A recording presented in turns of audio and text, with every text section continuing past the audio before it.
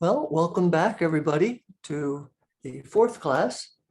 Hopefully this one will be more in line with your expectations. And we have a slideshow, and I think that may work better. At the end, I'll ask you if it was too much slideshow or not enough slideshow. I've been reminded that we would start classes with show and tell from what you're learning and what you're interested in. So first, let's do a group intention for the class. Would anyone like to lead a group intention for the class? If not, I will do another one. Go ahead. Okay, so I'll do one then. So Father, Mother, God, we're so grateful for the opportunity to be together in learning and growth and fun.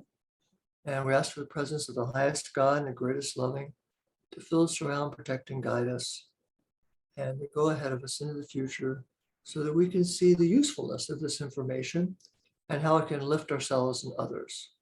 And for this and all the other benefits, we give our thanks, and so be it.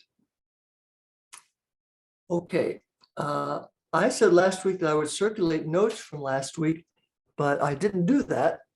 And the reason I didn't do that is I have to apologize for confusing people about whether the liver is yin or yang. And after about half an hour of research, I did find the right information from the real source. So we'll come back to that at a later time.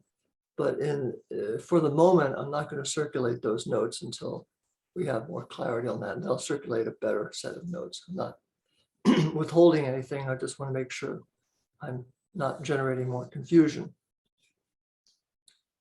Any other questions, learning, show and tell before we go to the first slide? Okay. Yeah. We spent 4 days doing SIPS Bio with Ian Stubbings, and that whole class, a lot of it is really about the work of Gaston Nissen and André Beauchamp and the ideas behind like terrain theory and working with the internal milieu, as well as like the somatid structure in blood. And he wrote it a while back, and he kept saying that there isn't really any research being done on that now. And so I found myself looking that up to see if that was true, and found a really interesting study about the microbiome in blood. And it sounds like there are newer studies that actually support the idea of pleomorphism, not the like 16 distinct stages of a somatid cycle kind of stuff that you see from Nissen's work, but the idea that the blood is not sterile and that there are bacteria-like structures and that there could be a microbiome inside the blood that is supporting the immune system. And the study that I read was comparing like 5 other studies that had been done and kind of drawing some conclusions. And it was very, very interesting. So that's where my anatomy head has been at the last couple of days. Cool. Yeah. Well, are you familiar with live blood analysis when they put the blood on? Yeah. My understanding is that they claim that a lot of things that show in live blood on TV are bacteria, and I think that's true. Yeah. And there's all sorts of stuff. There's not only bacteria, there's microbes, including mold and fungus. Mm-hmm. Now, I don't know if all of those are harmful. I haven't thought about beneficial microbes in the blood, because we usually talk about the blood having too few white blood cells or not enough support for the white blood cells, so that they can't handle all the junk that's in the blood. Could it be that some of that stuff is beneficial?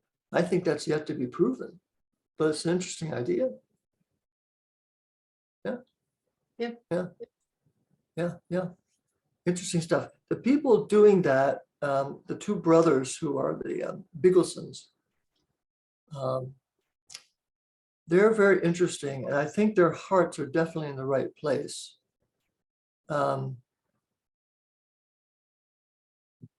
they're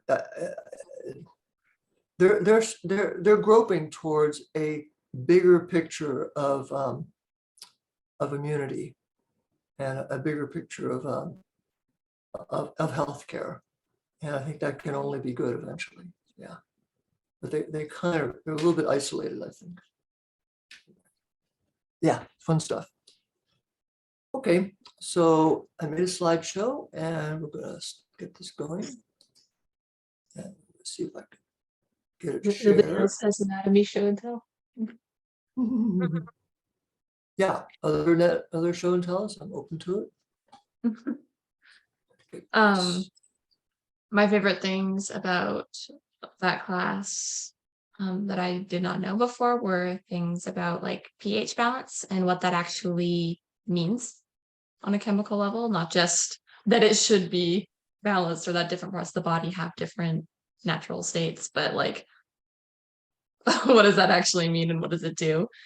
As well as blood composition and like how red blood cells actually carry the chemistry stuff that I didn't know. Actually carry iron and carry oxygen. So yeah.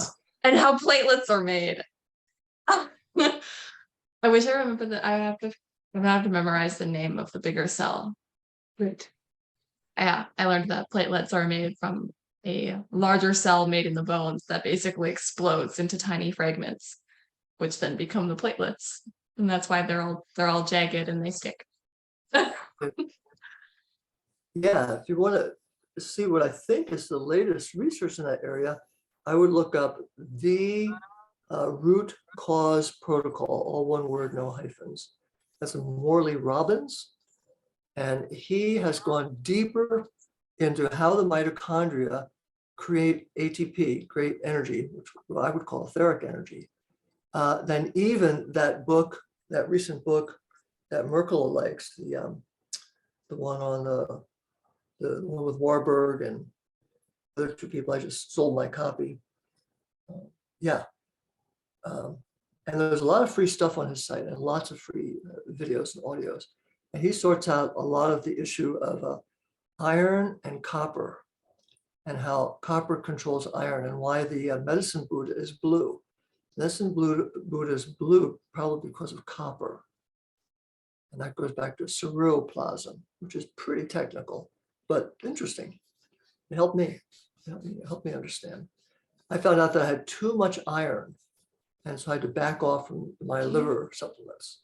And that made a big difference. Very interesting. Okay, good. Those are, you're way ahead of me on some of these topics. That's fine with me. That's beautiful. Keep going. So I'm gonna try and share this screen here. And here. I'm gonna do it. Come on. Oh, I know, it's not doing this yet. Where's the thing? Come on, there you are.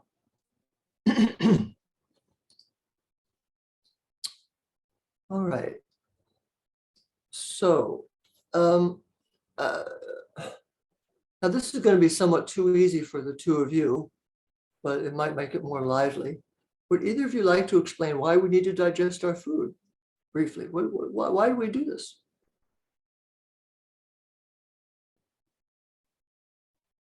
Just any simple answer will suffice.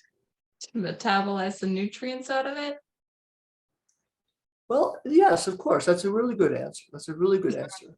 There's a simpler way to look at it, though, and I'm going to jump to this slide if I can find it again. Here, this one. So the simpler way, kind of the entryway to the whole idea of digestion, is that we're going to break down these large nutrients into smaller nutrients. Yeah. So the starches need to be broken down into sugars, and the proteins need to be broken down to amino acids. This is a very handy slide to get that idea across because it really is kind of that simple. And that's a really good place to start. So going back to here, one of the fun things about these three slides is kind of like this one is an artistic expression. This one with the different strange colors is is the location of different enzymes in the digestive system. And over here, which I chopped off, is which color is which enzyme. But I wasn't sure if it was where that enzyme is created or where it's most active or exactly what it was. So I did cut that part off. But we can see here with these different colors that different enzymes are active in different parts of our digestion. And of course, as we go onto the mouth, we'll see that here in the salivary glands, which are these brown things, that we have a particular form of enzyme that's different from all the others. And that's, they're all different. We'll go on here. As a note, Bruce, we can see your, I don't know if you mean for us to be able to see your notes, but they are showing on the screen. Yes, I don't know how to get rid of them. I don't know how to do it without that. You share a specific window rather than your whole screen in Zoom. Well, that's what I was trying to do. Oh, we And can see like your home screen and Yeah, your notes and all of it right now. Yeah. Mhm. Let's try So when again. you So, click share screen, if you just click one specific window or one specific application. I think I may have it here. Does that do it? Because that's what it says. Because now it Let's says, see. now it's got a green box around it. Are you still Yeah. seeing my notes or Better. just this? Just the screen and it's bigger, so that's perfect. Thank you. Thank you. Yeah. So one of the things I want to mention here before I forget is that you can reach the brain through the roof of the mouth. And I'm not talking about osteopathic manipulations at the moment. If you get oregano oil or red thyme oil and you put a part of a drop on your thumb and you press the thumb to your roof of your mouth, you're basically at the bottom of your brain. And so if you have stuffy ears or so on, though I think it's more these things for stuffy ears, it can make a difference to put medicinal essential oils on your thumb, put it on the roof of your mouth. And it does seem to get to your brain somewhat. It's kind of amazing. So that's something that was kind of fun for me.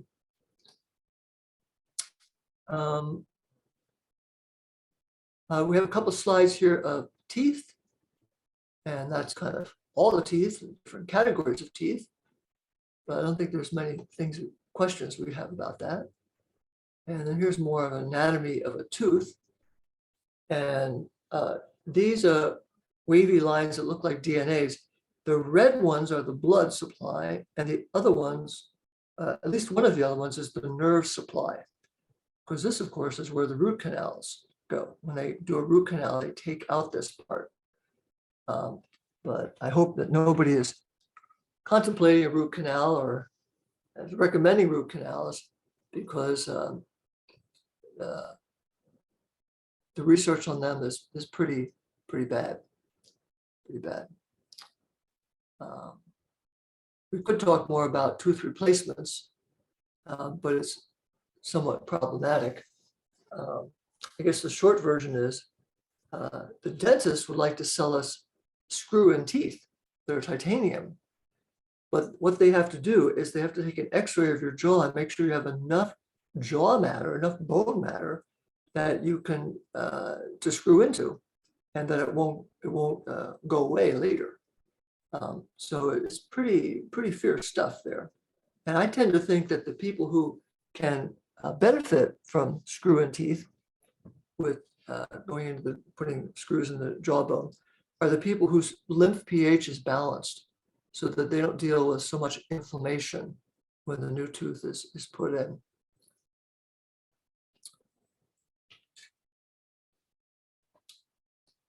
And while we're here talking about the inside of things, do we get oxygen from the foods we eat? How do we get oxygen?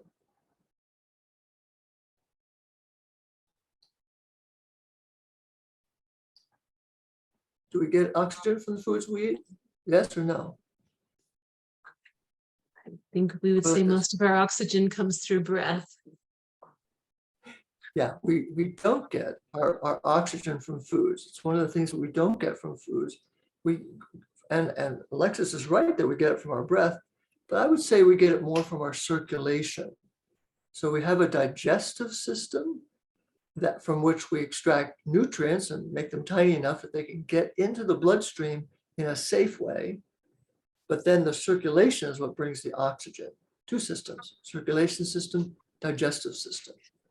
And we'll look at circulation system later if we come to that. So in the mouth, we have both mechanical digestion from the teeth, and we also have the chemical digestion from the alkaline enzymes coming from the salivary glands. And in the mouth, we want the pH to be alkaline. Why would we want the pH to be alkaline in the mouth, or more alkaline, relatively alkaline? Why would we want that? So that it doesn't erode the tooth enamel? Yeah. The tooth enamel is not, Michelle's saying, I don't know if you can see the chat, but Michelle's saying to prevent mouth ulcers. that's an excellent point, an excellent point. No, I can't see that chat. Can I see that chat? Let's see if I can. I don't think that I can. Oh, wait a minute, here I can. Now I can see Michelle's thing without her picture. I don't know if that will show me her chat or not. Yeah. So people who keep their teeth into their old age are the people who maintain a relatively alkaline mouth environment. People who lose many teeth by the time they're elderly have a too acid mouth environment. And I'm a pretty good example of that. I've lost a lot of teeth, and as soon as I got my lymph pH to 6.4, that whole thing stopped. That whole thing just stopped cold. The all the mouth problems all the tooth problems just stopped. It was amazing. So that was quite amazing for me to see this. Any other questions before we go on a little bit more on ionic minerals? So we have the mechanical and the chemical digestions. And let's go to this first. And then we have this nice chart of tongues. I'm sure you've all seen a chart of tongue analysis. Does everybody know where these charts come from online? These things come from Pinterest. Pinterest is a good place to look for charts like this. And this is actually 2 screenshots put together. But you can see you get a pretty good chart for that. And the other questions related to that is, do either of you know how anatomy images are organized online? Because they're now pretty organized. And the way they're organized is that Google, if you go to images there and you start looking up anatomy images, you will see pathology, especially skin. You'll see, if you and here's how it works. So if you're Google and you want doctors to use your site, which you do, clinicians, what the doctors really want is to take a picture of a skin problem on a client, and then put that image into Google image search, and then Google will show you all the images like that, and you can find out what that thing is on your client. Now you can use that yourself too. If you have a skin problem and you don't know what it is, take a picture of it, put it into Google image search. It'll show you similar pictures, and you'll find what they call that as a diagnosis pretty quickly. And so the Google images for anatomy have a lot of they're full of pathology, a lot of pathology pictures. And if you don't want the pathology pictures, you just want more of the textbook pictures like I'm doing today, then Bing and Yandex, the Russian browser, are very good for that. That's where all the good textbook images are, Bing and Yandex. And Pinterest for more charts, more like comparison charts. So that's that. But I wanted to talk about ionic minerals. We'll go back to here, maybe here. So when we talk about breaking foods down into pieces like this, and how minerals, this is like a solid mineral, has to be broken down into ions. Are either of you familiar with that? Anything you'd like to say about that? About breaking minerals down into ions? Yeah, why do we have to break them down to ions? Why do we do that? Why can't we just use them the way they are?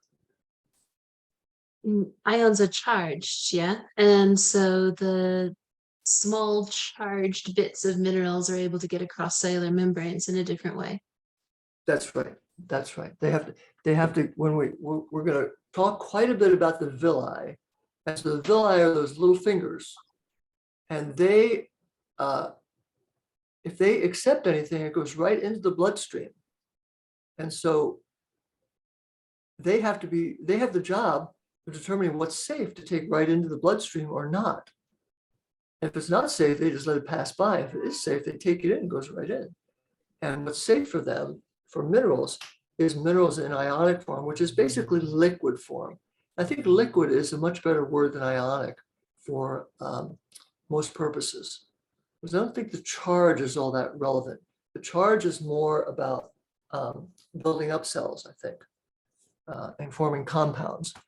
But just getting them into the body means they have to be in the liquid form, in the ionic form.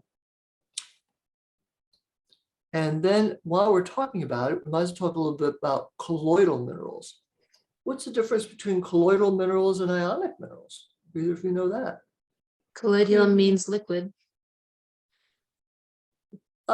Somewhat.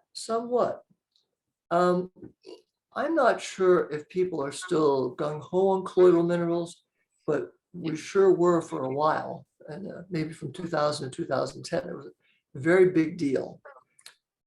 But when I looked it up this week again, colloidal minerals are shale put into water, and some of the minerals get out of the shale and into the water. They're not really very specific about this.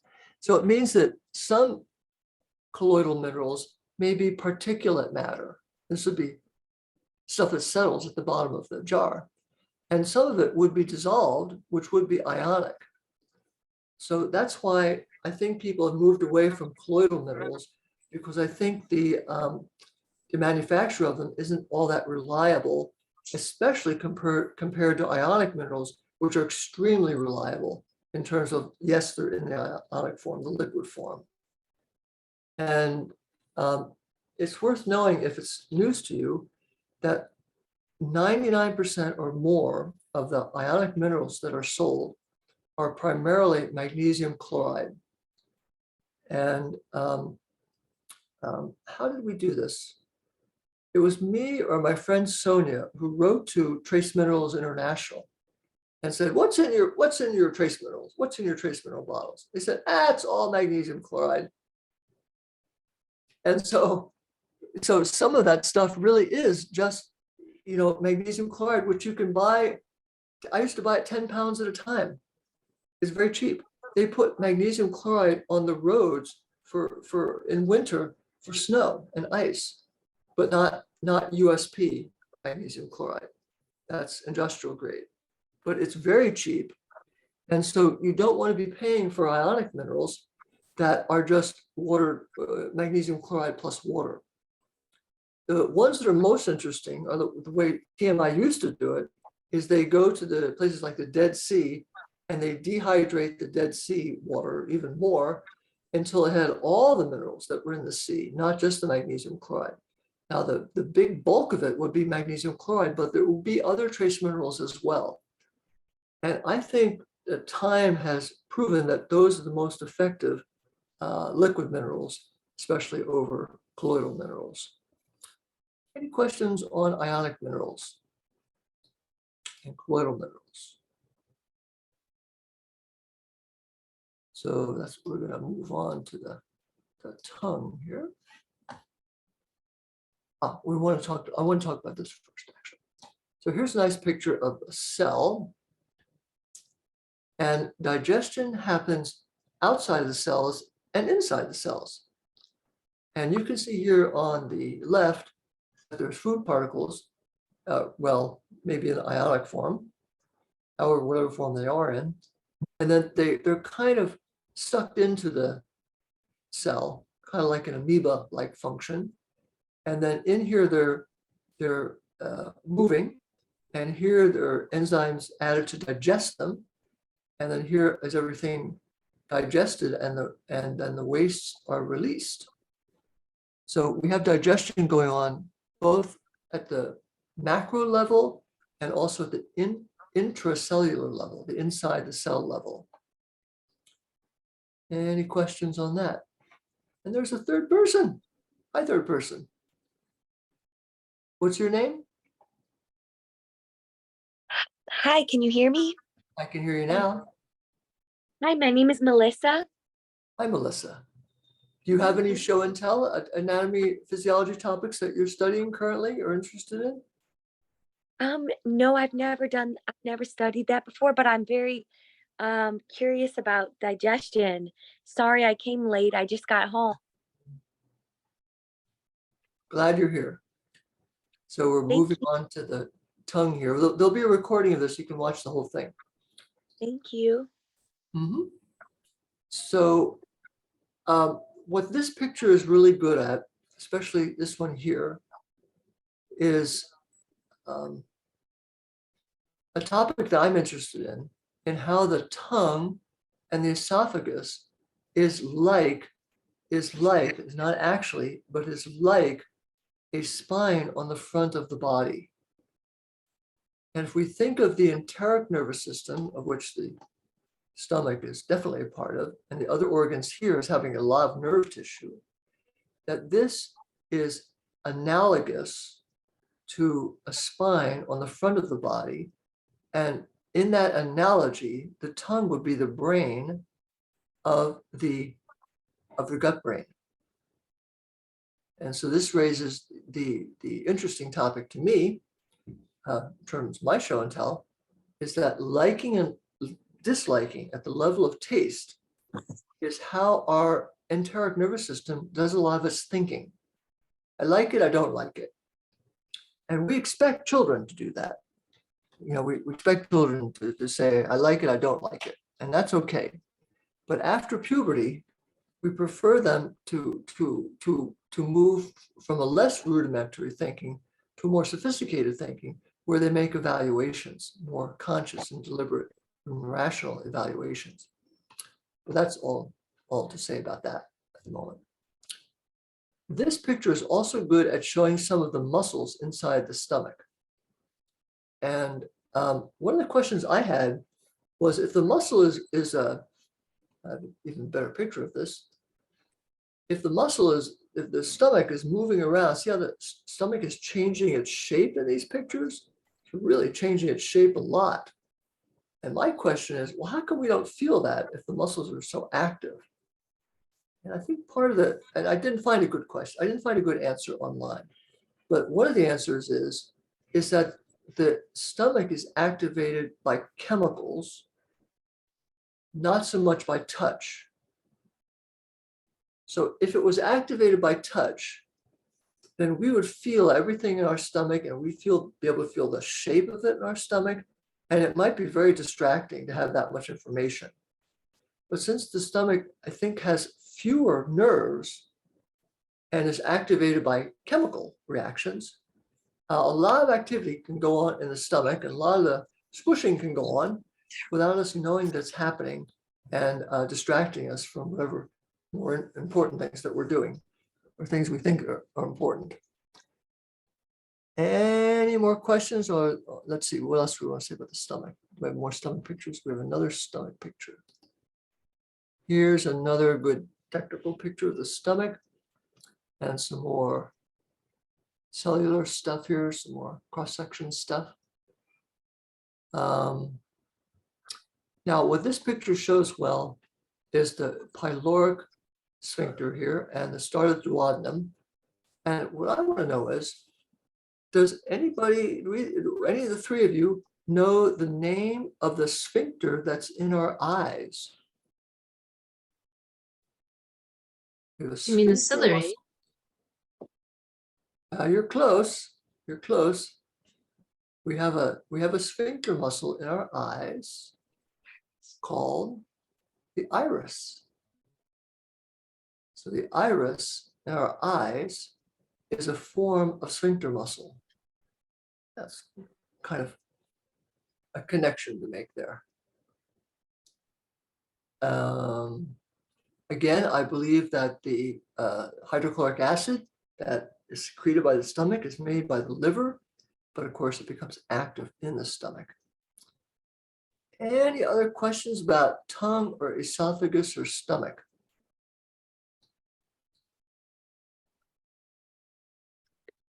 Okay. The gastric juice in the stomach has three components: hydrochloric acid, potassium chloride, and sodium chloride. And of course, it's the HCl that mainly breaks down the proteins into amino acids. And I like this phrase here that when we digest proteins, we unravel the proteins. I think that's quite descriptive. We unravel them into amino acids, and first into long chains of amino acids, then into shorter chains, I'm sure. Okay. In our class we were just doing, we were talking a little bit about the process of creating hydrochloric acid within the parietal cells. And Ian was quoting from some of Robert Young's stuff where it kind of suggested that like the real reason why the parietal cells are doing that is actually to make the sodium bicarbonate, not to make the hydrochloric acid. Like that the whole process is really to create things that alkalize the body, and that the acid is almost a byproduct. I was curious if you had heard that before, because it's sort of a weird idea. I don't know that I agree with it, but I haven't. Yeah, I honor Robert Young, but he really has an inquiring mind. I'm used to thinking that the kidneys produce most of our sodium bicarbonate, and that's what they use to alkalize our body when the blood gets too acid. So if we exercise a lot and there's a lot of lactic acid and it gets in the bloodstream, the kidneys will create or release bicarbonate of soda to alkalize the blood. Does that also happen in the stomach, as Robert Young suggests? It may. It may. But I think that the bigger key is likely to be Reams's idea that it's the liver that makes the hydrochloric acid. That just makes more sense to me. That the liver, because the liver is closer to the stomach. Well, the parietal cells are right here, I guess. Could the stomach make them too? I would wonder, alternatively, if it's the parietal cells here that release the hydrochloric acid that's made in the liver. That's an alternative. that sounds like a lot of convolutedness rather than them just making it. No, I don't think so. No, I think it makes more sense for the liver. The liver's the chemistry factory of the body, not the stomach. Oh, why wouldn't the Stomach stomach doesn't make make anything else. acid? Could the stomach make acid? Yeah, Like I think isn't we that the don't, I first think we thing you don't learn have about enough research on this. This is another thing that there's not enough research on. Could the stomach make acid? Yeah. Could it come from the parietal cells? Yeah. But could the HCl come from the liver? Yeah, that could be possible too. We just don't know. We just don't know. So it's a mystery that, there's lots of mysteries. You have to get used to mysteries if you really like anatomy and physiology, because they're all over the place. Any other questions?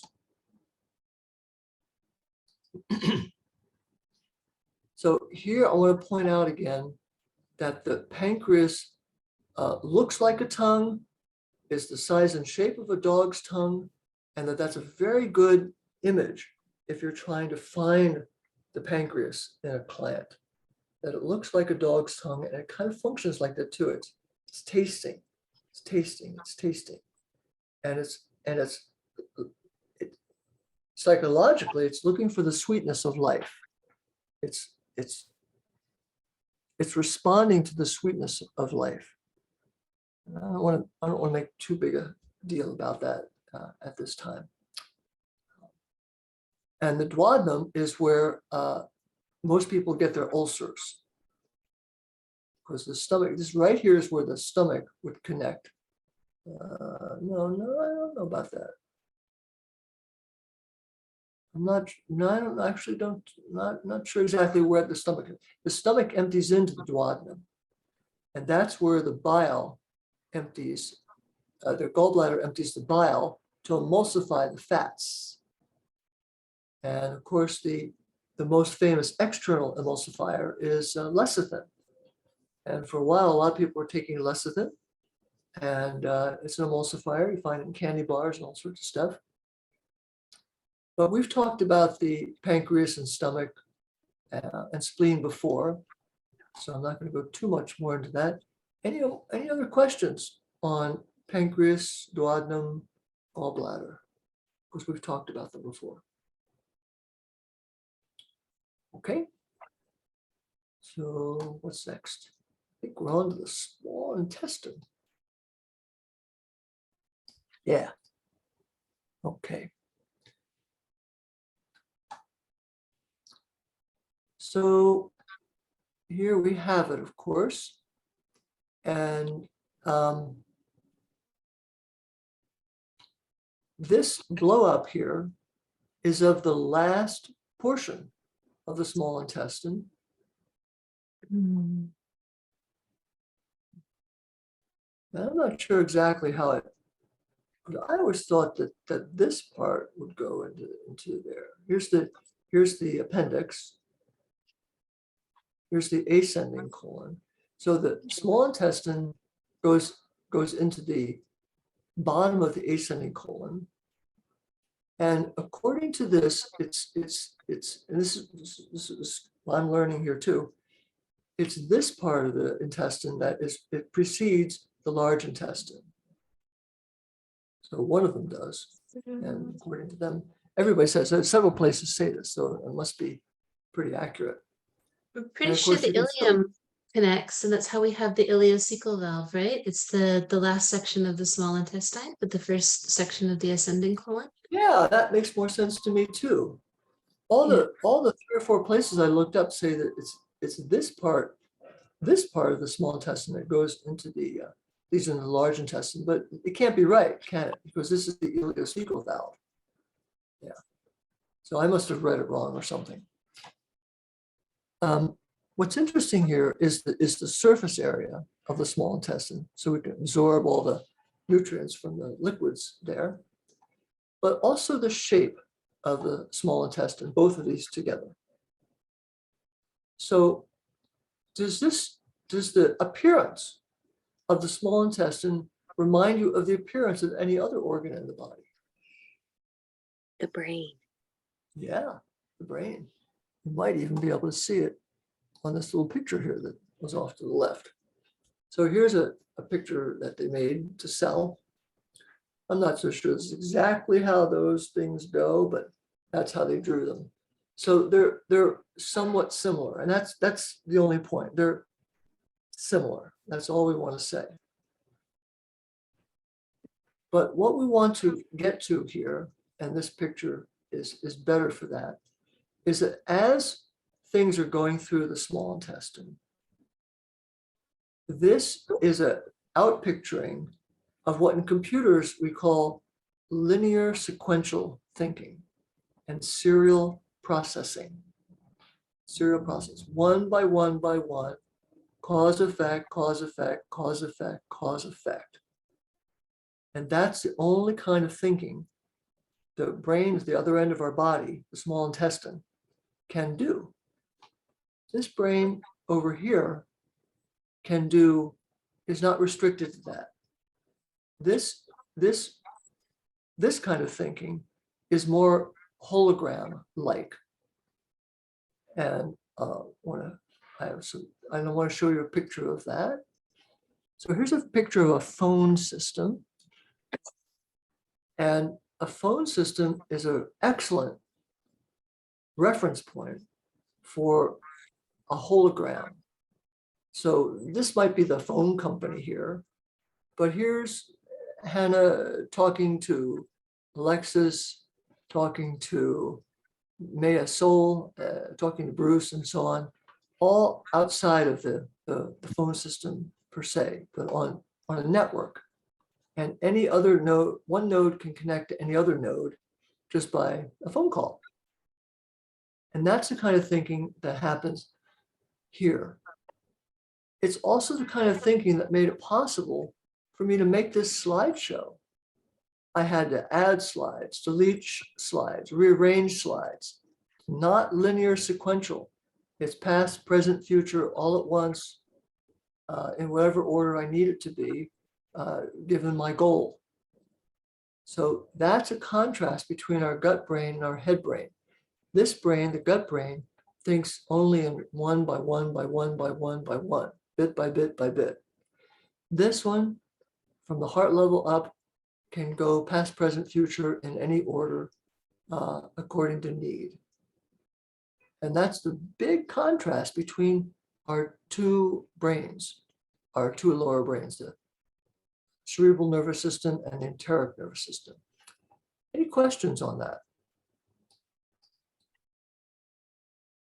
Don't most people, I mean, I think a lot of people would think of their gut brain as being more somatic and therefore more like intuitive and emotional, which is usually not really thought of as being conducive to logical, like linear sequential processing.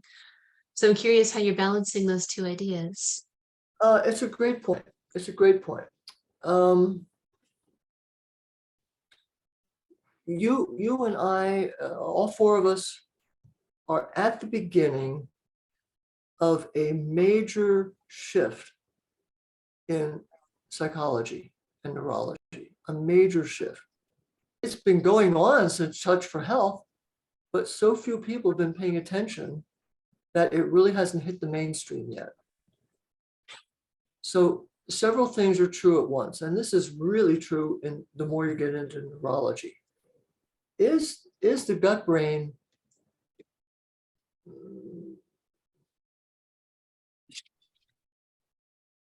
do we have hunches in the gut brain? Yes. But when we talk about intuition, there's, could we say the gut brain is intuitive? Yeah. Do people say that? Yeah. People do say that. I'm intuitive and I trust my gut brain. Yeah. People say that. So I'm not saying they don't say that, but is it a good teaching model? Is it a good teaching model? Because what we've never talked about in the 4 classes so far is that these are all fictions. These are just models. And everything is much more everything, like that movie, everything all at once and all together. It's much more like that. There's a lot more oneness and interconnection going on, and a lot more of this going on everywhere. But in terms of teaching, it seems to me, and I've worked on this for several hours today, that the model that makes more sense for introducing it to people, especially in high school and college, is that imagination, intuition, and inspiration are more of the frequency of cerebral thinking. And the 5 sensory thinking and liking and disliking are more of the character of the gut brain. Now, I know that this is what I spent hours on today, that we tend to think that feelings are down here in the gut brain. But it's really more accurate to say, I believe, especially as a teaching model, that if you agree that feelings are rational feelings, liking is very subjective, not so rational, but feeling in its rational expressions is more akin to this, more characteristic up here, similarly to our rational thinking.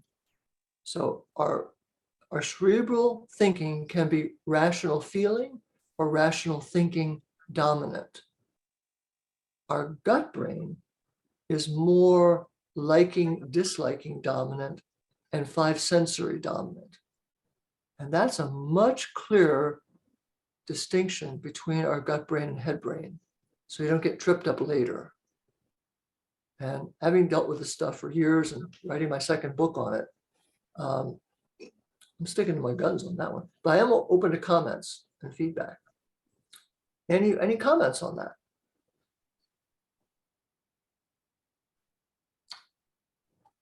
Here's another picture of hologram. This is a universe, so to speak, or a galaxy or a bunch of galaxies. This is more a hologram of our awareness, our potential awareness.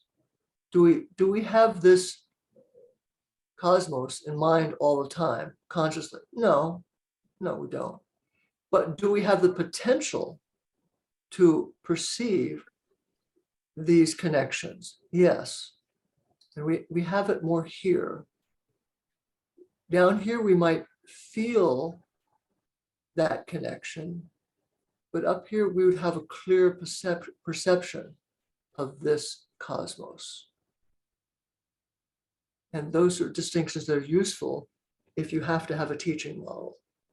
And of course, we kind of need that. We're really missing that. It's one of the reasons psychology is so kind of, declining. Not in our field, not in the kinesiology field, but in all other fields, yes. Other questions? Otherwise, we're moving on. Okay, so now we're going to go a little bit more over here. This is another. Here's a series of pictures on the villi. Here's the close-ups of the villi. I call them fingers. They're kind of like fingers. And of course, you can see that we're going into the, hopefully this is the small intestine there. It's a little blurry.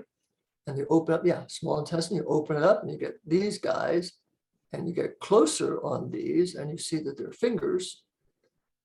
And inside is the blood. So if a piece of food comes in here, it goes right in, gets in that bloodstream and then travels into the whole bloodstream.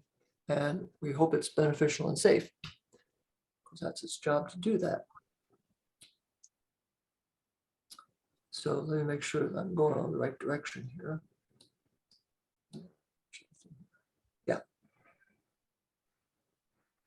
Yeah, I believe that the villi are one of the most relevant topics for kinesiology students to study for two reasons. The villi, along with the aisles of Langerhans in the pancreas, are the main representatives of receptivity at our body level.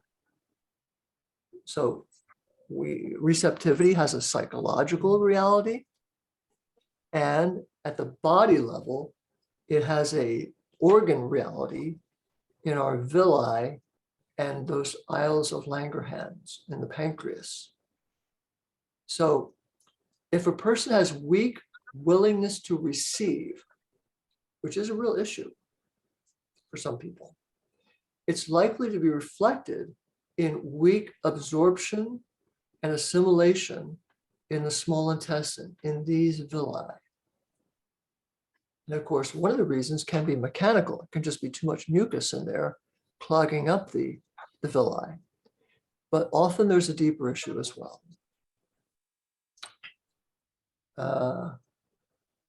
Questions on that? The second reason I think the villi are important for kinesiology students is that they are the muscle testers inside our body. It's these fingers, each individually, who has to decide, is this little nutrient floating by both safe to take into the bloodstream and beneficial to take into the bloodstream at this time? Yes or no? That is a muscle tester. And it may be that the reason muscle testing makes so much intuitive sense to so many people is that it's just an outpicturing of what we're already doing in our villi 24 hours a day. We're already muscle testing 24 hours a day. Any comments, questions? By that logic, then shouldn't we never be absorbing anything that isn't good for us? It's a good question. I think at the level of the villi, we don't. If we just isolate the villi and we just look at one villi, I don't think it takes in anything toxic that would hurt the bloodstream. Then where are we taking in the Yeah. toxins? Through our skin, through our lungs, through our food. Well, let's see. So If you get it through your food, then that if we would- get it through the food or we get it through the villi, I guess, the villi can be fooled. That's what artificial sweeteners are about. So we'd be getting some of those from that. But probably the more useful thing to look at is heavy metals. Where do we get the heavy metals from? Well, mostly we get them from our mercury fillings, but we get some of it from our food, like when we eat tuna fish. If a tuna fish has too much mercury, you're going to get the mercury. Would that be absorbed through the villi? I don't know the answer to that. So it's a good question, Alexis. I don't know the answer to that. I suspect if I'm a villi, I don't want to absorb that mercury, right? It's toxic. Might I absorb it anyway for some strange reason? Maybe. I don't know. I would But love we- to think that I could eat whatever I wanted and my villi would be smart enough to be like, we're not even going to absorb that. We're just going to let that pass on through. So that would be like very convenient. So I think that's partly true. That's why if you're really healthy and you eat food that's got a little bit of botulism in it, you'll have diarrhea. That's the villi saying no, not taking it, not get rid of it. Get rid of it. Hey, bring some more liquid down here, flushing it out, right? So that must happen to some degree. So again, I'm afraid both are true, and that's the complicated part of it. So we just keep trying to be as healthy as we can be. Any more questions about the villi? I'm going to show one more villi picture about what they do, why they do it, what they should be doing. Oh, here's another picture of them. Here's the veins and the arteries doing their thing. More bumpy looking. Okay. Okay, now here's some more pictures. Here's a CGI picture. I call them an artistic picture of the villi. So this is computer generated, not an actual photograph. There are videos of this, but I wasn't able to find them anymore on YouTube. That's where I got this from. And they're just beautiful. They're just beautiful. And these are the nutrients, and the villi is taking them in. That's the idea they had in mind here. Another picture, same idea. And another picture, the same idea. Getting more artistic here, yeah. And then this picture. And what more do I want to say about this? I think we'll go right to this. And the final picture is this. Does anybody know what these are?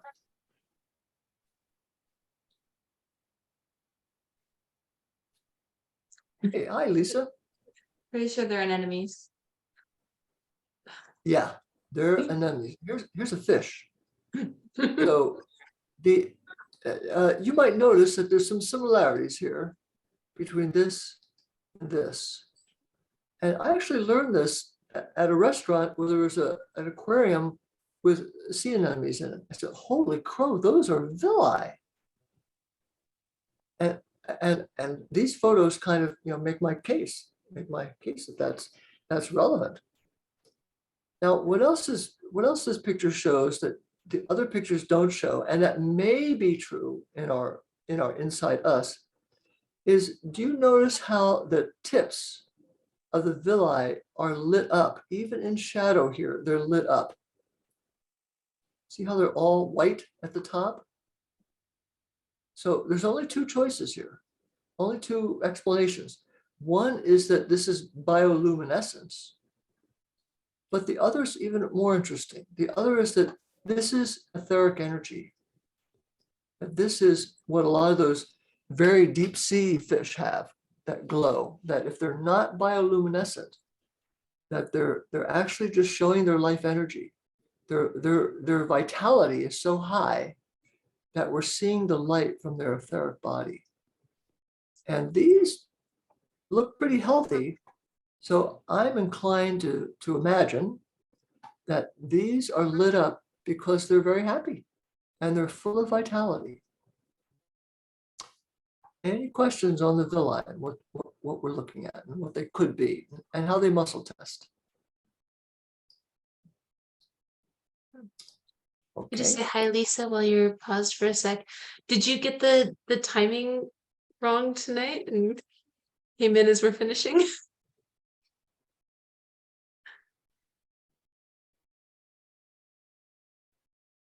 You're on mute. I think you're on mute. Yeah.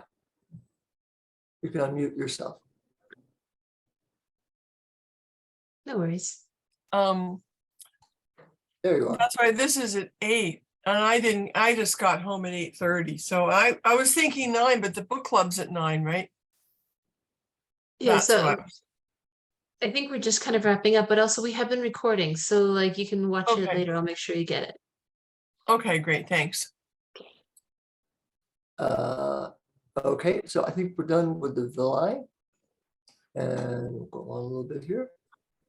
So the final thing, of course, is going to be the large intestine tonight. And here's some nice pictures. I don't think these pictures will be strange to any of you. If you have questions about them, let me know. Otherwise, I think they're self-explanatory. Here's more of a diagram. Now here again, now here they have the jejunum more closer to the stomach and the ileum closer to the large intestine, which is what Alexis was saying. That this is the final part before that. So the ileocecal valve is here.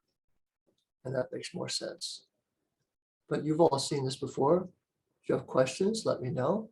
We're going to go to this is where I kind of want to go. So I want to talk a little bit about digesting. I guess we'll go back to this. Digesting carbs, we eat both simple carbohydrates, simple sugar molecules. Another name for simple carbohydrates is monosaccharides. The simple carbs don't need to be broken down. We also eat complex carbs, and they need to be broken down into simpler sugars. And I think there's about 12 simple sugars now. And if you can keep them all straight as a chemist, my hat's off to you. The proteins are collections of amino acids. They get broken down. And of course, there's 10 of them that we can't make. And so we have to get them from food. They're essential. And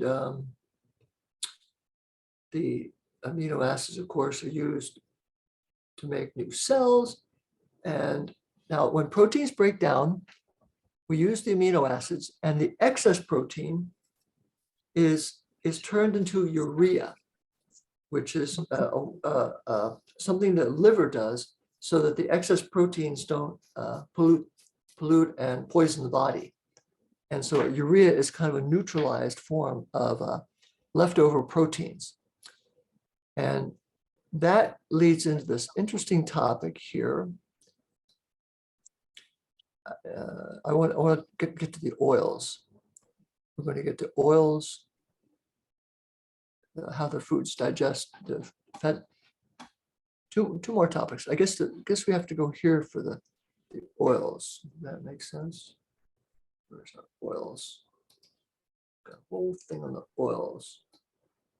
Yeah, the digestion of the fats, occurs only in the small intestine. Liver makes the bile, bile stored in the gallbladder, gallbladder, all that stuff. And that takes us to the oils. And we have the short, medium, and long chain oils. And they get broken down. And it mostly takes us to the topic of the PUFAs, the polyunsaturated fatty acids, and the coconut oil. So why are people saying, especially in the last few years, that we should avoid eating PUFAs? Do any of the 5 of you know? These are seed oils mostly. Yeah, go ahead, Lisa. What I've heard about the seed oils is that they're the things that cause inflammation. They're the worst that there is, and they also go rancid in all these fried foods, and they're the ones that harm our heart. Yeah, I found that's all right on the money. And there's a really good thing they had here. The unstable, the PUFAs are unstable is the issue. And they do all the things that Lisa just said. Where are they? Yeah, the unsaturated fats are unstable, and the saturated fats are stable. And this is why this was one of the big reasons that people got into paleo, because they wanted to get back into eating beef fat again, lard and beef fat and coconut oil. And then if we go to coconut oil, do people know if coconut oil is the same as MCT oil? Many of you know if they're the same or how they're different? No, they're the same, I think. I thought they were the same too, but the technical difference is that MCTs are just the long chain fatty acids from coconut oil. So it's the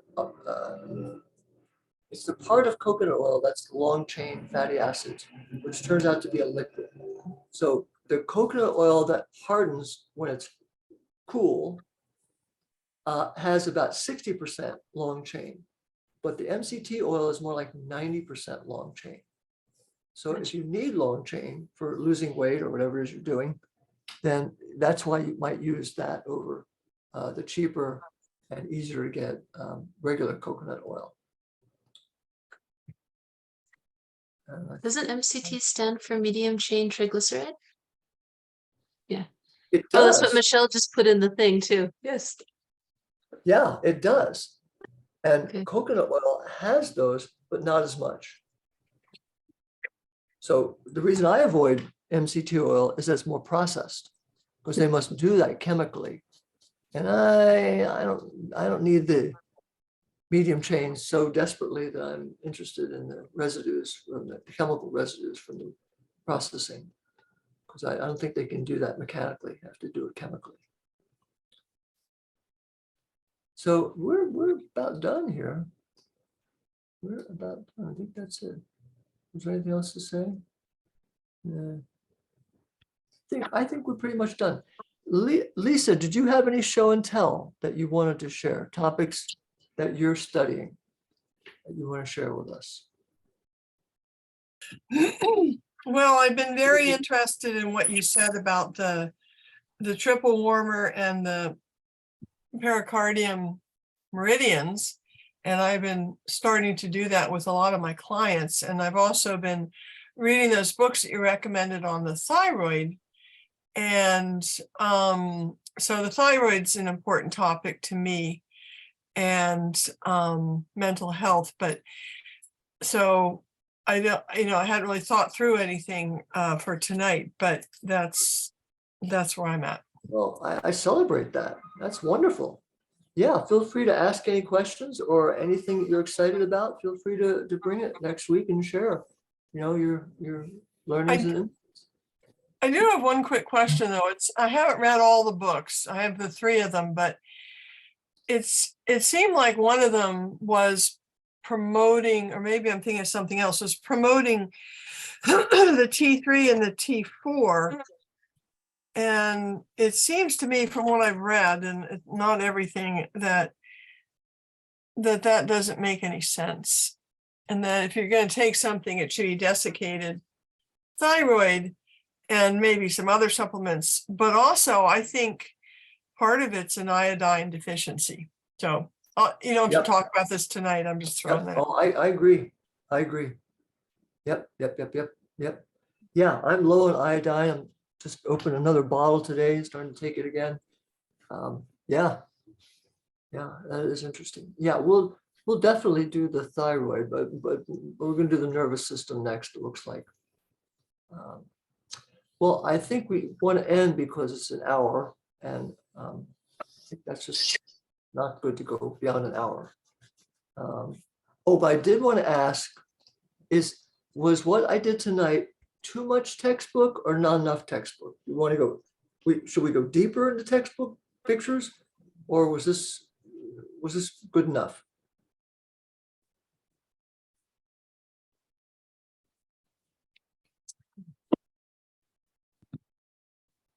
But I was thought someone else might chime in. I was only on for a short time, but I thought it was really good enough. Okay. I thought it was amazing how you explained it for my mind. Well, I'm honored to hear that. I'm honored to hear that. Yeah. Okay. Well, then I'm gonna do all the classes, the future classes like this. So less looking at Bruce and more looking at slides, and I think that will help. And I really like how you like relate things and use metaphors and make it so it's digestible. That was a good pun. yeah. Alexis, let's end the recording. All right, thank you.